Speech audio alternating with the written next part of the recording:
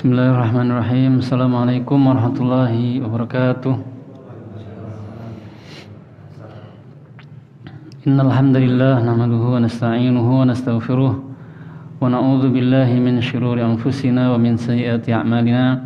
May yahdihillahu fala mudilla lahu wa may yudlil fala hadiya lahu. Asyhadu an la ilaha illallah wahdahu la syarika lahu wa asyhadu anna Muhammadan 'abduhu wa rasuluh. Ya ayyuhalladzina amanu taqullaha haqqa tuqatih wa la tamutunna illa wa antum muslimun. Amma ba'd, ma'asyiral muslimin wal muslimat rahimakumullah. Alhamdulillah,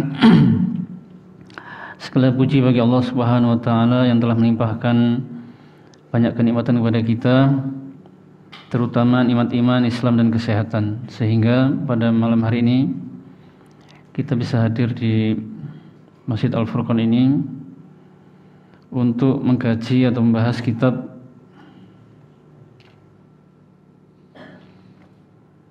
Syama'ilun Nabi sallallahu alaihi wasallam yang ditulis oleh Imam At-Tirmidzi rahimahullah. Semoga langkah kita dari rumah menuju sini diberi pahala oleh Allah Subhanahu wa taala,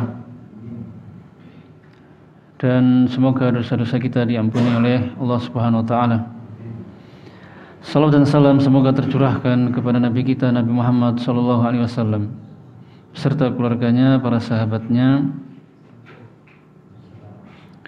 dan para pengikutnya yang setia hingga akhir zaman. Ma'asyiral muslimin wal muslimat rahimakumullah. Sekarang kita memasuki bab yang kedua. Bab ma jaa fi khatamin nubuwah. Bab tentang stempel atau tanda kenabian. Khatam itu artinya stempel atau tanda. An-nubuwah artinya kenabian. Sebenarnya bab ini bagian dari bab yang pertama. Karena tanda atau stempel kenabian ini termasuk dari bagian fisik Nabi SAW. Pertemuan yang lalu, bab yang pertama itu membahas tentang sifat fisik Nabi atau gambaran fisik Nabi SAW. Sedangkan khatam atau tanda kenabian ini, stempel kenabian ini, itu ada di pundak tengah antara di punggung antara pundak kanan dan kiri. Tetapi stempel kenabian atau tanda kenabian yang di punggung ini, yang di tengah, bukan di tengah pas gitu ya, tapi agak ke kiri sedikit.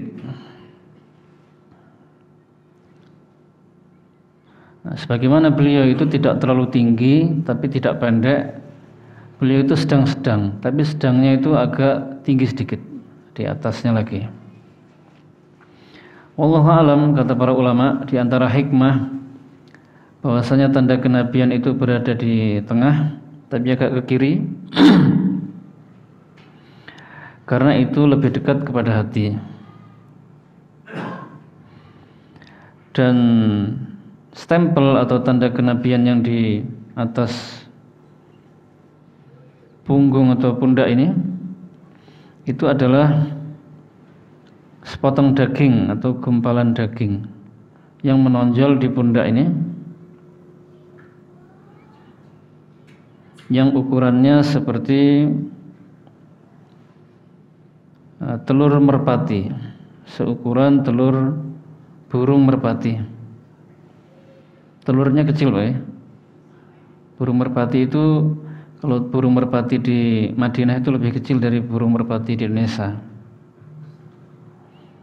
Mungkin telur burung merpati itu ya seukuran telur burung puyuh lah, insya Allah, kecil.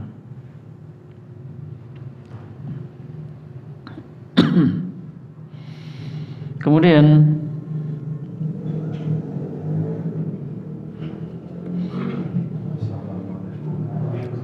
tidak masalah dijelaskan di awal sedikit, Pak ya. Nanti disebutkan hadis-hadisnya atau riwayat-riwayatnya. Jadi bentuknya itu seperti telur burung merpati atau burung dara tadi. Kemudian warnanya itu menyerupai warna kulit, warna tubuh beliau itu sendiri.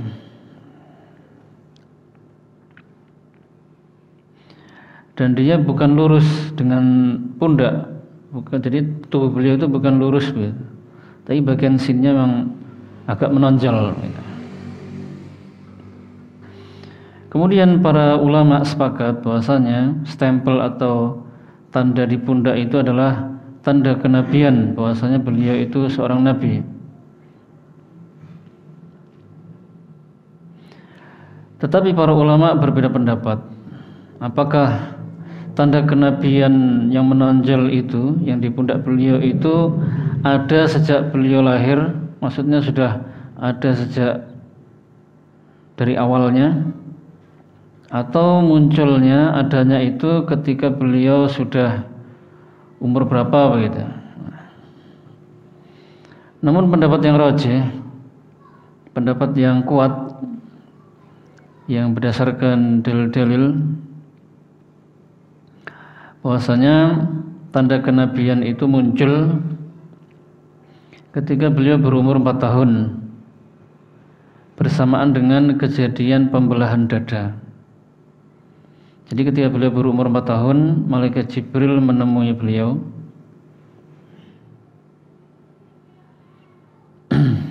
lalu membelah dada beliau dan mencuci hati beliau dengan air zam-zam. Saat itu anak-anak kecil yang bersama beliau dan yang main bersama beliau pada lari ketakutan, berhamburan lari pulang menemui ibu-ibu mereka dan mengatakan, "Qutila Muhammad, mata Muhammad, Muhammad telah dibunuh, Muhammad telah mati," kata mereka. Di antara anak itu ada yang menemui ibunya namanya Halimatus Sa'diyah.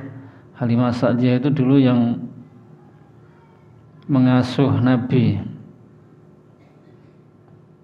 Tetapi Halimah Sa'diyah tetap minta ke ibunya agar Muhammad itu tetap selalu bersamanya, bersama keluarganya gitu. Karena senang Halimah Sa'diyah ini dengan Nabi Muhammad. Keluarganya itu penuh berkah gitu loh.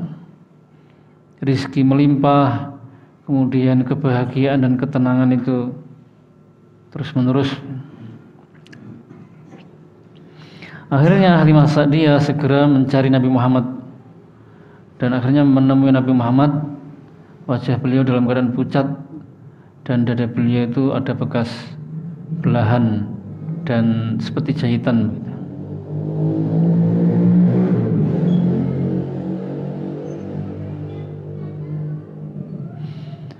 Dan apa namanya, tanda kenabian ini, stempel kenabian yang merupakan daging yang menonjol ini, dan daging yang menonjol di pundak itu bukan di luar kulit Pak, ya, tapi dia berada di dalam kulit, antara kulit dengan daging.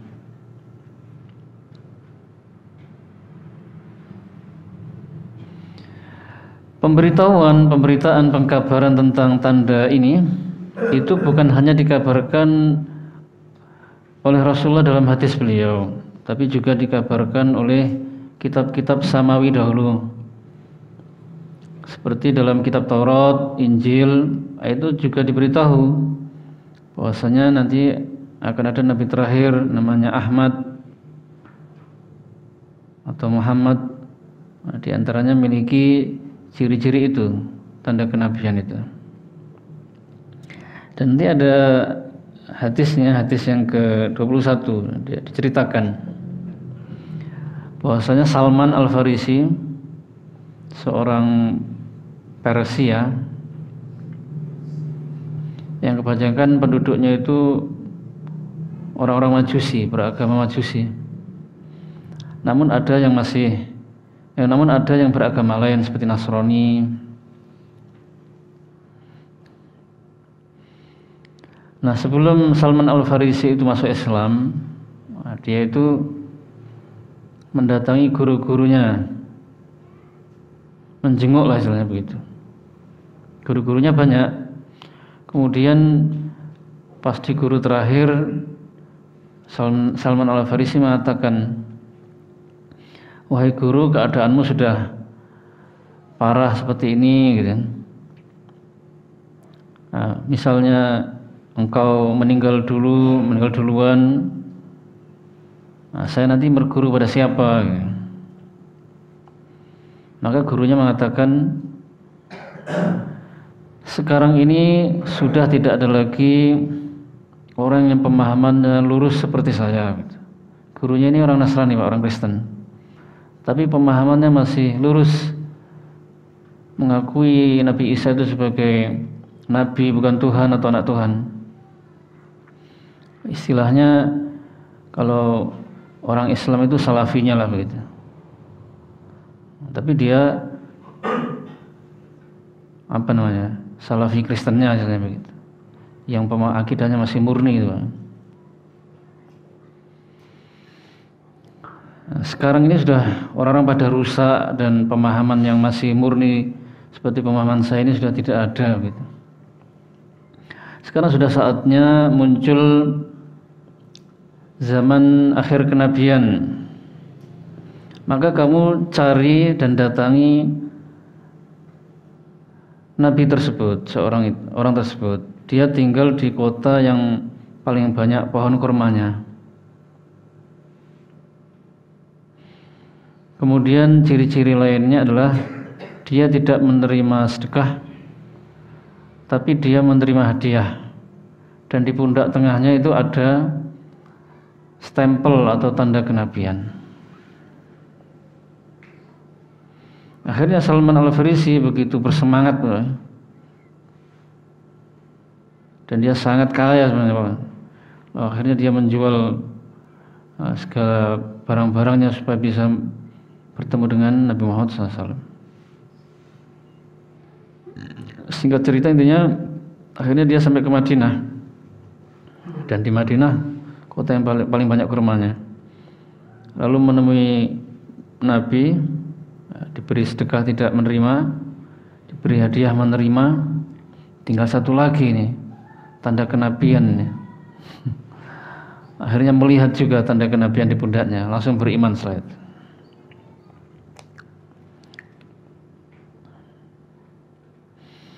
Jadi kitab-kitab Samawi juga menjelaskan tanda kenabian ini. Dan oleh penulis buku dibuat bab tersendiri, padahal dia bagian dari gambaran fisik Nabi, karena ada hadis-hadis yang cukup banyak yang berbicara tentang hal itu. Ada 8 hadis. Baik, kita baca hadis ke-16. Abu Raja Qutaibah bin Sa'id telah menceritakan kepada kami, ia berkata, Hatim bin Ismail telah menceritakan kepada kami dari Ja'ad bin Abdurrahman. Ia berkata, aku mendengar As-Sa'ib bin Yazid berkata, bibiku mengajakku untuk menemui Nabi SAW. Ia berkata, wahai Rasulullah, sesungguhnya keponakanku ini sedang sakit. Maka baginda Rasulullah SAW mengusap kepalaku dan mendoakan keberkahan untukku.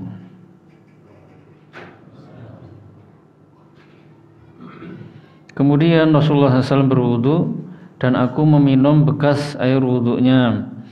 Lalu aku berdiri di belakang punggungnya dan aku melihat tanda kenabian di antara dua pundak beliau. Bentuknya seperti telur merpati. Hadis sahih diriwayatkan oleh Imam Tirmidzi dan yang lainnya. Di dalam hadis ini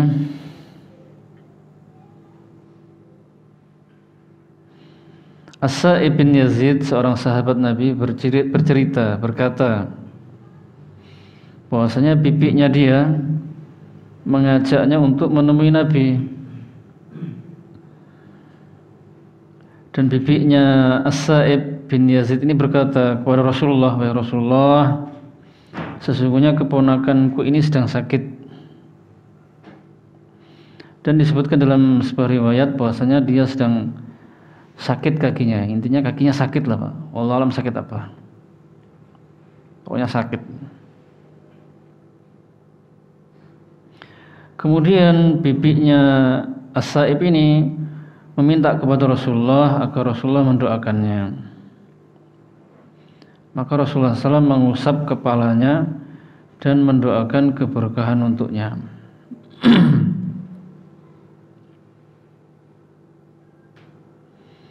Ini menunjukkan yang pertama bahwasanya boleh bagi kita itu tawasul dengan orang saleh Pak ya, yang masih hidup tapi. Nah, tawasul dengan orang saleh yang masih hidup itu maksudnya dengan doanya. Sebagaimana bibinya As-Sa'ib tadi meminta kepada Rasulullah agar beliau mendoakannya, agar mendoakan keponakannya. Tapi kalau orang saleh itu sudah meninggal atau Nabi sudah meninggal, tidak boleh kita tawasul dengan doanya orang saleh yang sudah meninggal itu. Gitu ya. Para sahabat tidak pernah tawasul dengan doa Nabi setelah beliau meninggal. Tapi kalau masih hidup, ada yang minta agar didoakan.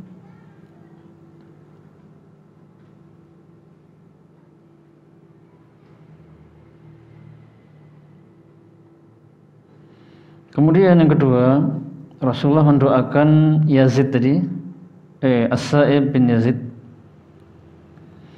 sehingga sakitnya sembuh.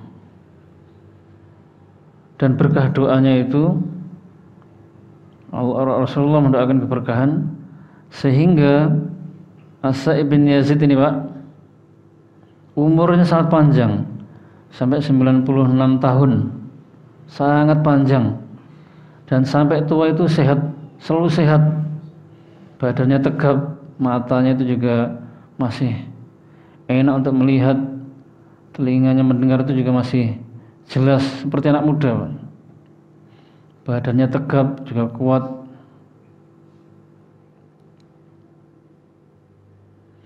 Ini berkah dari doanya Nabi SAW. Dan Rasulullah sebelum mendoakan tadi beliau mengusap kepalanya, karena As-Sa'ib masih kecil, diusap kepalanya baru didoakan. Ini menunjukkan akan kelembutan Nabi SAW kepada As-Sa'ib. Dan anak kecil itu memang suka kalau diusap kepalanya. Jadi anak kita itu diusap, anak yatim. Nah, di samping anak kita usap kepalanya dengan halus. Ya kadang-kadang kita cium, maksudnya ciuman sayang gitu ya. Bukan ciuman yang yang kelainan itu bukan. Karena ada sebagian laki-laki mencium anak kecil itu karena kelainan atau syahwat yang bagaimana itu bukan yang seperti itu terlarang.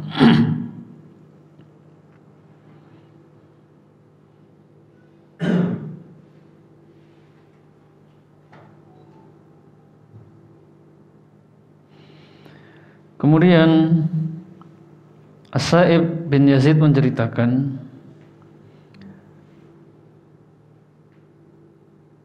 kemudian Rasulullah berwudu.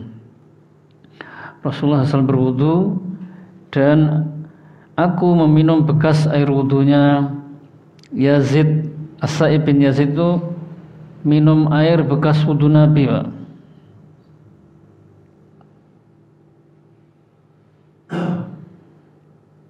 Dan itu tidak masalah, boleh-boleh saja. Dan itu kekhususan bagi Nabi dan tidak menjijikkan. Rasulullah itu beda dengan manusia yang lain Pak. Rasulullah itu wangi, waktu hidup wangi, ketika telah meninggal juga wangi. Pas sudah meninggal saja Abu Bakar datang, dibuka, dicium keningnya beliau. Lalu Abu Bakar mengatakan, Masya Allah engkau ya Rasulullah, selalu wangi dalam keadaan baik itu hidup maupun sudah meninggal. Kalau kita wallahu alam minum bekas air wudhu. Ini namanya at-tabarruk, mengambil berkah atau mencari berkah dari Rasulullah. Boleh seperti itu. Berkah itu artinya kebaikan yang banyak. Dan para sahabat itu seperti itu. Rasulullah berwudu, air berjatuhan, para sahabat berwudu dari air bekas beliau, atau air wudunya diusap-usapkan di badannya, di mukanya. Beliau bahkan meludah juga, ludahnya ditampani, Pak. Iya, tidak menjijikkan, wangi beliau. Ludahnya ditampani, diusap-usapkan di badan, di baju, dan di wajah juga diusapkan. Keringat juga diambil, keringat beliau wangi, dibuat minyak wangi. Rambut beliau yang jatuh diambil. Kemudian kalau ada sahabat yang sakit itu, rambutnya disiram air hangat, kemudian airnya diminum. Itu khusus Nabi, Pak. Selain Nabi tidak boleh. Makanya tidak ada cerita rambutnya Abu Bakar diambil atau keringatnya, tidak pernah ada.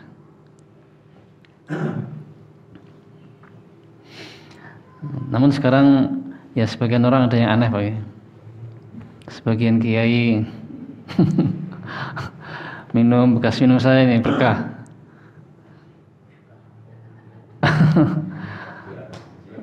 Atau mungkin sarung tangan namanya. Iya, ini bekas umbel saya, ini barangkali ada yang mau.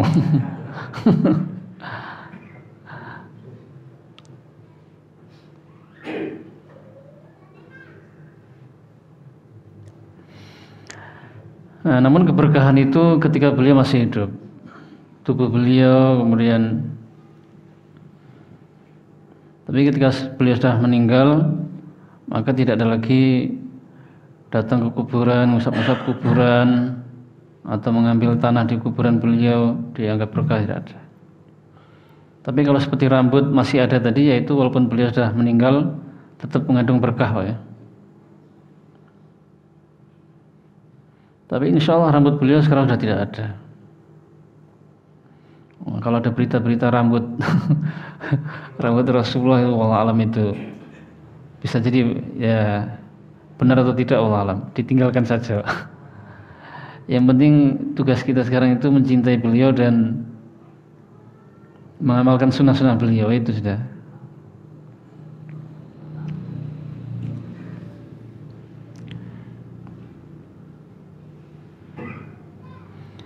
Makanya ada sampai sebagian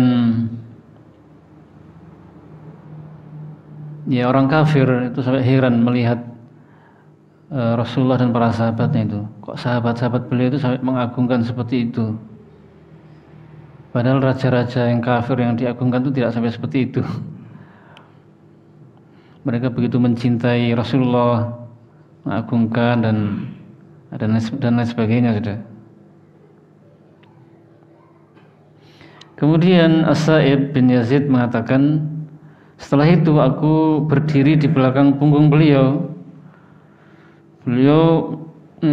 As-Sa'ib ini berdiri di belakang punggungnya Nabi itu disengaja atau tidak, Allah alam. Disengaja ingin melihat pundak beliau untuk melihat tanda kenabian itu, atau bisa jadi tidak sengaja.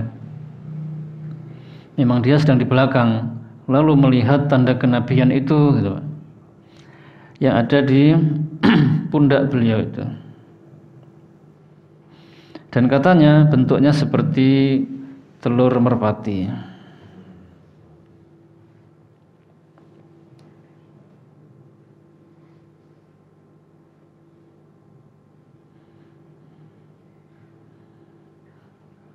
Saya sampaikan lagi, dia bukan di luar kulit, tapi di antara kulit dan daging.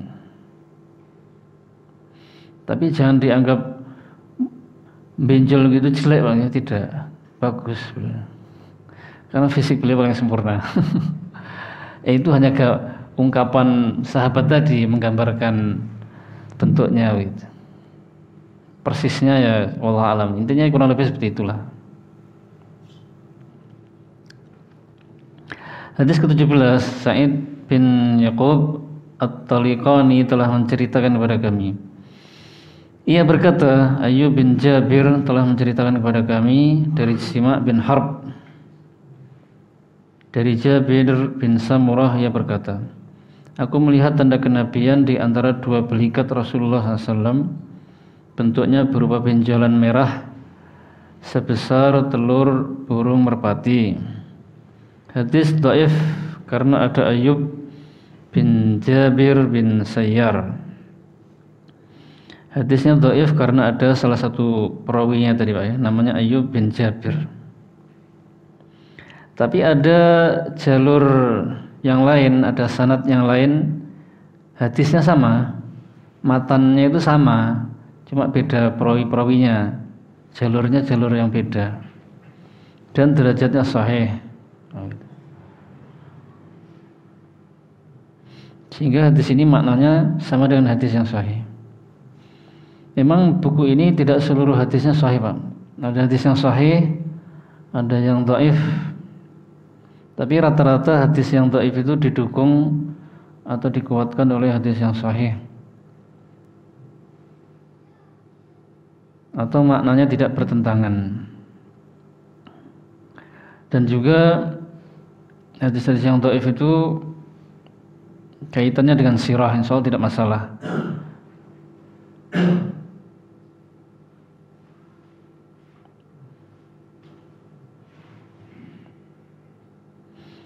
Jadi Jabir bin Samurah menceritakan, aku melihat tanda kenabian di antara dua belikat Rasulullah. Nah, tapi memang bentuknya bukan di tengah pas, agak ke kiri sedikit. Bentuknya berupa benjolan merah seperti telur burung merpati. Tapi bukan berarti warnanya merah seperti warna merah apa, tidak Pak. Itu hanya ekspresinya sahabat tersebut menggambarkan.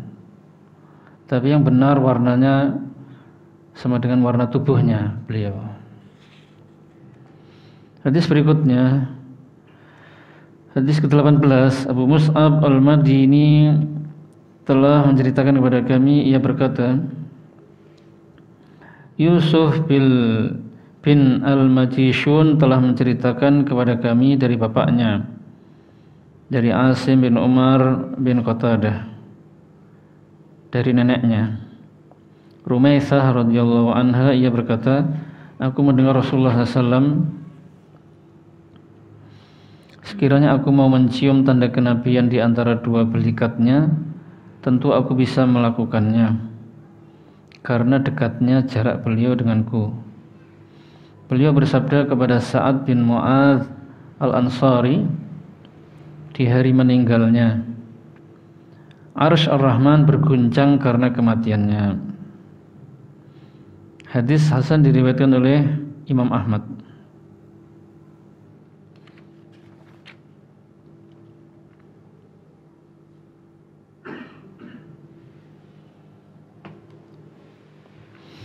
Rumaisah radhiyallahu anha, neneknya Asim bin Umar, berkata, aku mendengar Rasulullah SAW bersabda ketika kematiannya Sa'ad bin Mu'adz,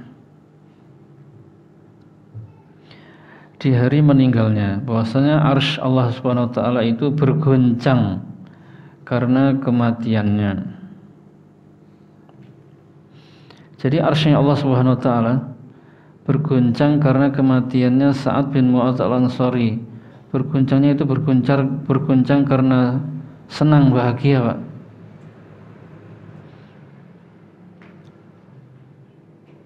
Arsy-nya Allah itu kan makhluk terbesar, Pak, ya. Langit dan bumi seluruhnya jika dibandingkan dengan kursinya Allah, tempat telapak kakinya Allah itu seperti cincin dilempar ke padang pasir, dan kursinya Allah dibandingkan dengan arsy-nya seperti cincin dilempar ke padang pasir. Jadi arsy itu sangat besar, makhluk terbesar, dan dia adalah atapnya seluruh makhluk.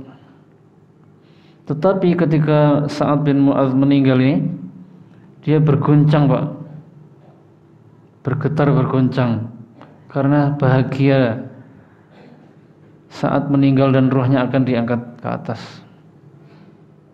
Ini menunjukkan keutamaan sahabat Sa'ad bin Mu'adz dan kedudukannya yang agung. Sampai-sampai arsy saja senang. Dan itu sesuatu yang tidak mustahil. Allah Subhanahu wa taala sendiri berfirman, "Law anzalna hadzal Qur'an 'ala jabalin la ra'aitahu khashi'an mutasaddian min khasyatillah." Kalau seandainya kami menurunkan Al-Qur'an kepada gunung, maka gunung itu akan khusyuk dan hancur karena takut kepada Allah. Jadi gunung saja bisa khusyuk dan hancur karena takut.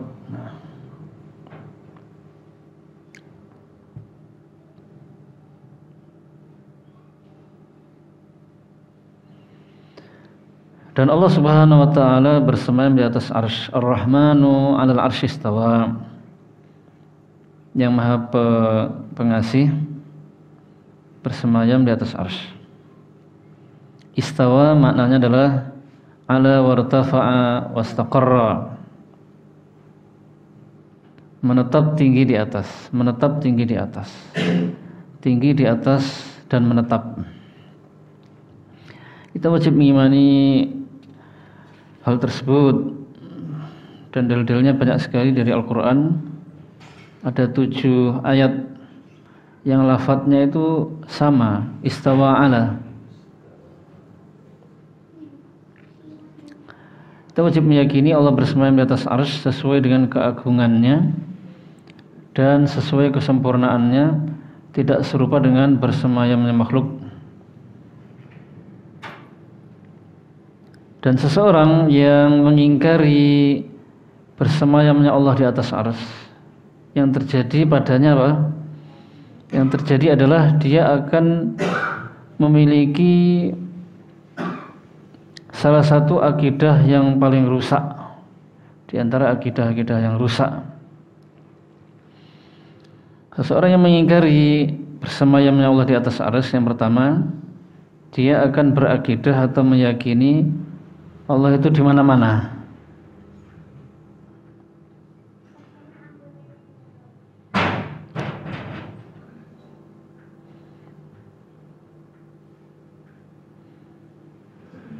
Nah, kita sudah sering melihat insyaallah. Ada orang kalau ditanya Allah ada di mana? Bersemayam di atas arsy. Wah, enggak, menurut saya Allah tidak di atas. Tapi Allah itu di setiap tempat. Ada lagi orang yang mengatakan Allah itu di hati. Berarti kalau di hati sama dengan di mana-mana berarti Pak. Kan orang itu kadang di rumah, nanti dia masuk kamar mandi, dia di jalan. Berarti Allah juga di tempat yang kotor juga berarti. Nah, ini akidah yang rusak, bahkan paling rusak.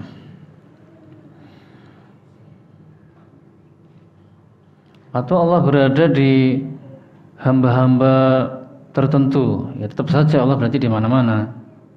Karena hamba-hamba tertentu itu ya dia juga ke masjid, dia juga masuk kamar mandi juga. Kemudian kalau dia tidak berakidah dengan akidah yang pertama itu, Allah di mana-mana tadi atau di setiap tempat, dia akan meyakini Allah itu tidak di bawah, tidak di atas, tidak di luar, tidak di dalam, tidak di kanan, tidak di kiri, tidak di dalam alam, tidak di luar alam.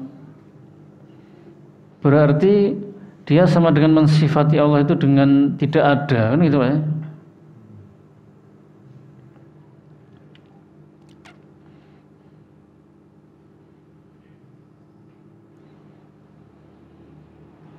Walaupun mengingkari Allah bersemayam di atas arsy itu ada dua macam. Ada mengingkari, maksudnya memang dia sudah faham, dijelaskan, dia tetap mengingkari, dan memang benar-benar murni mengingkari ayatnya. Atau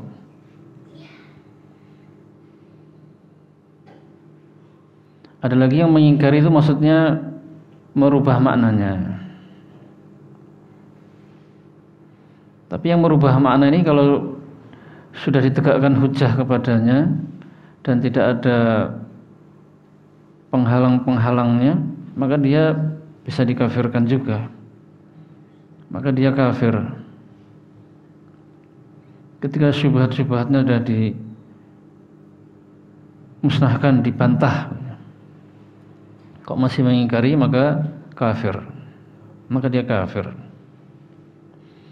Nah, keyakinan orang-orang yang seperti itu, orang yang mengingkari Allah di atas arsy, bersemayam di atas arsy, di antaranya itu Allah tidak bersemayam di atas arsy, Allah tidak di bawah, tidak di kanan, tidak di kiri, tidak di luar alam, tidak di dalam alam. Ya berarti Allah nggak ada, artinya gitu. Tapi kalau ditanya Allah terus di mana? Ya yang penting ada. Lah terus di mana? Bingung sendiri akhirnya.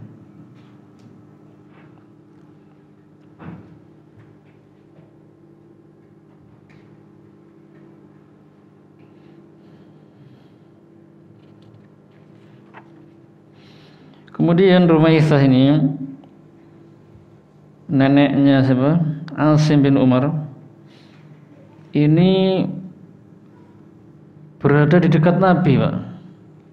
Sampai dia mengatakan, sekiranya aku mau mencium tanda kenabian di antara dua belikatnya, tentu aku akan melakukannya karena dekatnya jarakku dengan beliau.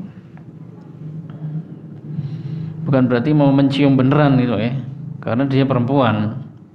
Maksudnya dia menjelaskan begitu dekatnya jaraknya. Dan kondisinya wallahu alam di mana? Mungkin sedang di pasar atau di mana? Kan modelnya apa ya? Apa namanya? Kadang agak dekat gitu dengan perempuan itu ya.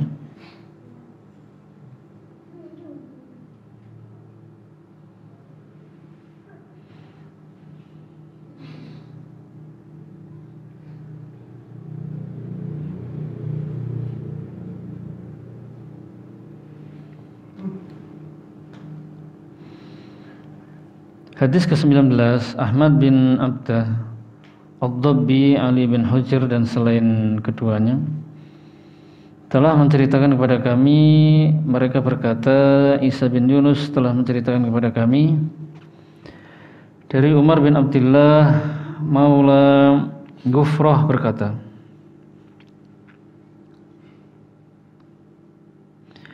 Ibrahim bin Muhammad telah menceritakan kepada kami dari putra Ali bin Abi Thalib radhiyallahu anhu.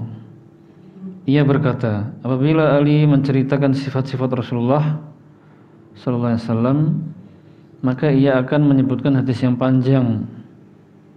Di antara kedua belikat beliau ada tanda kenabian dan Rasulullah SAW adalah penutup para nabi. Hadis dhaif.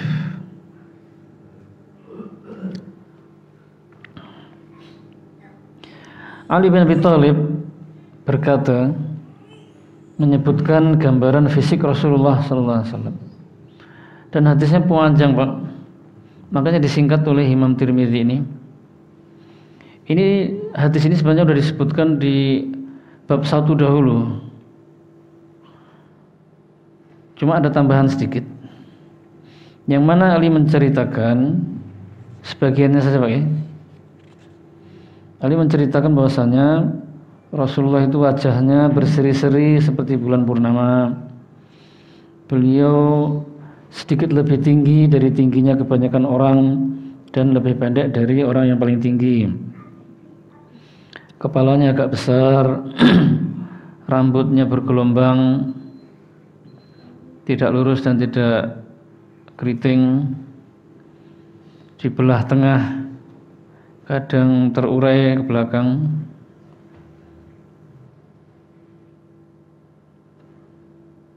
Kulitnya putih kemerahan, dahinya lebar, kedua alisnya panjang tapi tidak bertemu. Kemudian hidungnya mancung, jenggotnya lebat, mulutnya lebar, pipinya datar, dadanya berbulu halus. Tubuhnya proporsional dan tegap. Perutnya sama ratanya dengan dada, dadanya pun bidang.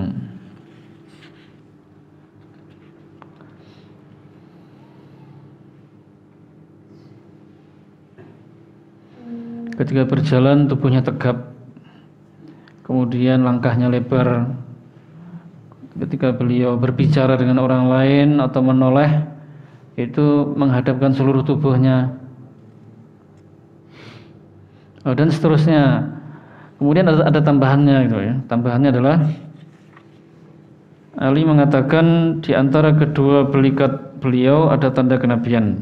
Di tengahnya ini ada tanda kenabian. Dan beliau adalah penutup para nabi. Ya, tambahannya itu. Intinya sisi pendalilan dari hadis ini adalah kalimat di antara kedua belikat beliau ada tanda kenabian. Nah, itu yang sesuai dengan babnya, Pak ya.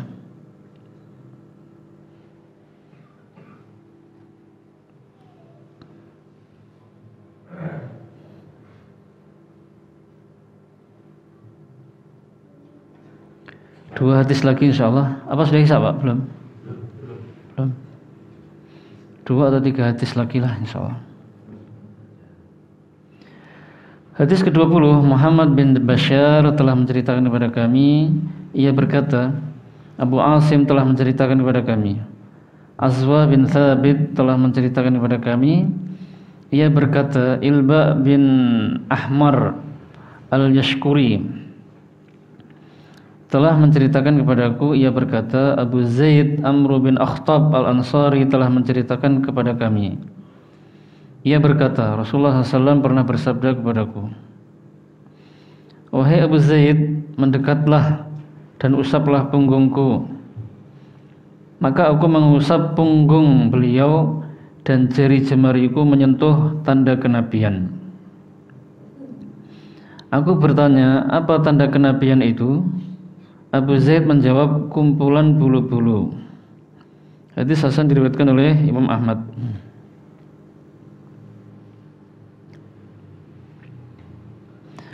Abu Zaid Amr bin Akhtab al-Ansari menceritakan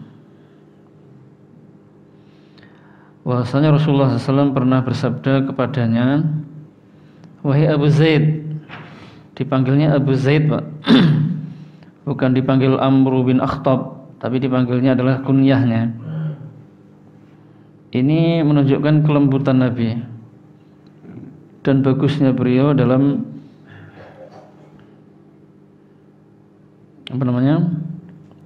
berbicara dan memanggil. Meskipun memanggil nama itu boleh, tapi kalau memanggil kunyah itu menunjukkan apa ya? Lebih memuliakan ya.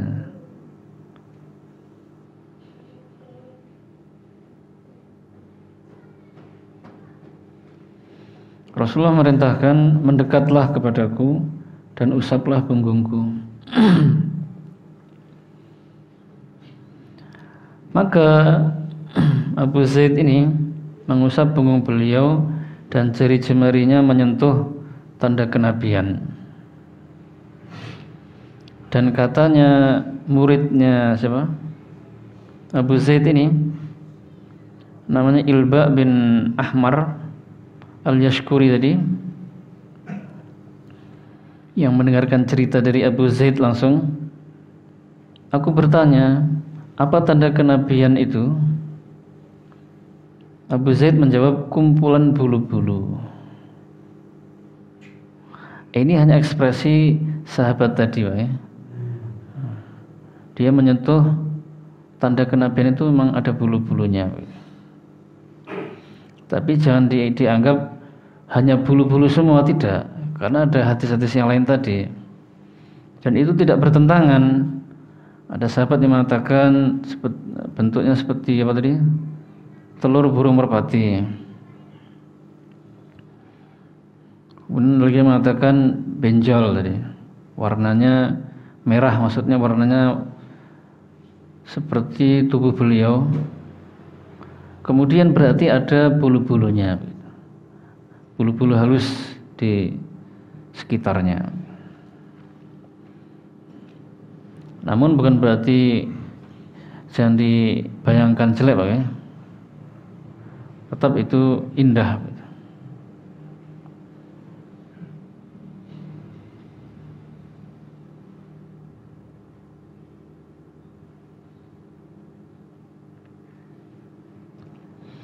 Dan Abu Zaid ini juga termasuk sahabat yang didoakan oleh Rasulullah SAW. Rasulullah mendoakan apa? Allahumma jamilhu wa adim jamalahu. Ya Allah, perbaguslah ia dan terus meneruslah jadikan dia bagus. Akhirnya berkah doa Nabi SAW, Abu Zaid ini termasuk sahabat yang wajahnya selalu berseri-seri dan tampan gitu. Walaupun sampai tua dan umurnya juga termasuk panjang juga ini, itu wajahnya masih terlihat seger dan seperti muda begitu. Badannya juga terlihat sehat, selalu sehat.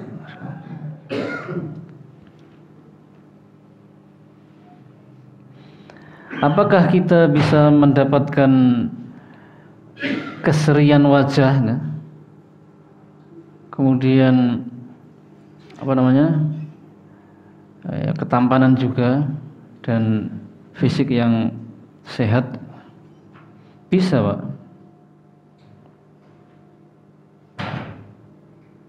Dengan cara apa? Yaitu dengan cara menghafal hadis-hadis Nabi, mempelajarinya dan mengamalkannya. Rasulullah SAW mengatakan, "Naddarallahu imra'an sami'a maqalati fa wa'aha wa addaha kama sami'aha."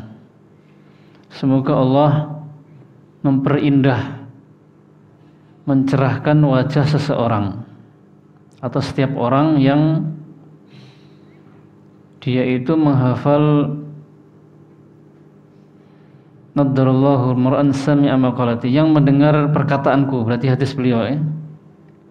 Semoga Allah mencerahkan dan memperindah wajah orang yang mendengar hadisku, lalu dia menjaganya, menghafalnya dan mengamalkannya. Wah, begitu.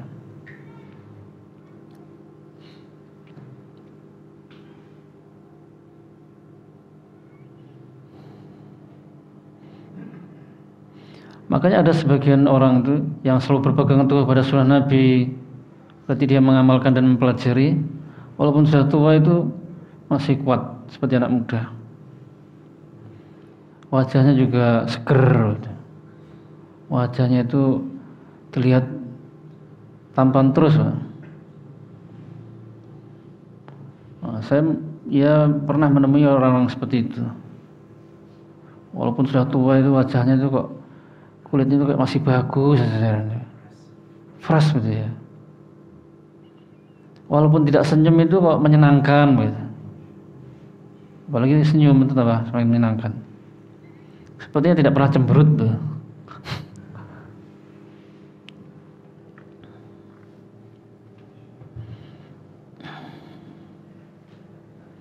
Dan orangnya juga rajin sholat malam. Soalnya kabarnya orang yang rajin sholat malam itu wajahnya juga akan ganteng, bukan berubah jadi ganteng, tidak, ya tetap seperti itu karena fisiknya tidak berubah. Gimana ya? Ya terlihat cerah gitu. Kalau akhlak bisa berubah, ya. Kalau wajah ini tidak berubah. Hadis ke-21, Abu Ammar Al-Husain bin Hurayth Al-Khuzai telah menceritakan kepada kami, ia berkata, Ali bin Husain bin Waqid telah menceritakan kepada kami, ia berkata, bapakku telah menceritakan kepadaku, ia berkata, Abdullah bin Buraidah telah menceritakan kepadaku, ia berkata, aku mendengar bapakku Buraidah berkata, ketika Rasulullah SAW baru sampai di Madinah, Salman Al-Farisi mendatangi beliau dengan membawa bagi berisi kurma basah. Dia meletakkan bawaannya itu di hadapan beliau. Rasulullah SAW bertanya, "Wahai Salman, apa ini?" Salman menjawab, "Ini sedekah untuk Anda dan sahabat-sahabat Anda." Rasulullah SAW berkata, "Bawa saja kurmamu ini, kami tidak makan dari sedekah." Salman pun membawanya kembali. Keesokan harinya Salman datang lagi dengan membawa kurma basah. Ia meletakkan bawaannya di hadapan beliau. Rasulullah SAW bertanya, "Wahai Salman, apa ini?" Salman menjawab, "Ini adalah hadiah dariku untuk Anda, wahai Rasulullah." Maka beliau berkata kepada para sahabatnya, "Hidangkanlah." Salman kemudian melihat tanda kenabian Rasulullah SAW, lalu beriman kepada beliau. Salman adalah budak milik seorang Yahudi. Lalu Rasulullah SAW membelinya dengan membayarkan sekian dirham dengan menanam pohon kurma untuk mereka. Salman yang akan merawat pohon-pohon tersebut sampai berbuah. Rasulullah SAW sendiri yang menanam semua pohon-pohon kurma itu, kecuali sebatang pohon kurma yang ditanam oleh Umar. Semua pohon kurma yang ditanam Nabi berbuah pada tahun itu juga, kecuali satu pohon kurma yang ditanam oleh Umar. Rasulullah SAW bertanya, "Ada apa dengan pohon kurma ini?" Umar menjawab, "Akulah yang menanamnya, wahai Rasulullah." Maka Rasulullah SAW mencabutnya dan menanamnya kembali. Pohon kurma itu pun berbuah pada tahun itu juga. Hadis Hasan. Hadis ini menceritakan tentang kisah masuk Islamnya Salman Al-Farisi. Jadi setelah dia tadi diberitahu oleh gurunya tadi Pak ya, bahwasanya ada nabi terakhir, cari di kota yang paling banyak pohon kurmanya. Ciri-cirinya dia tidak menerima sedekah, tapi menerima hadiah dan ada tanda kenabian di pundaknya. Akhirnya dia berangkat mencari. Namun di tengah jalan pokoknya ada orang jahat menangkap dia Pak, menawan dia dan menjual agar dijadikan budak. Intinya dijadikan budak Pak, kemudian dijual oleh seorang Yahudi.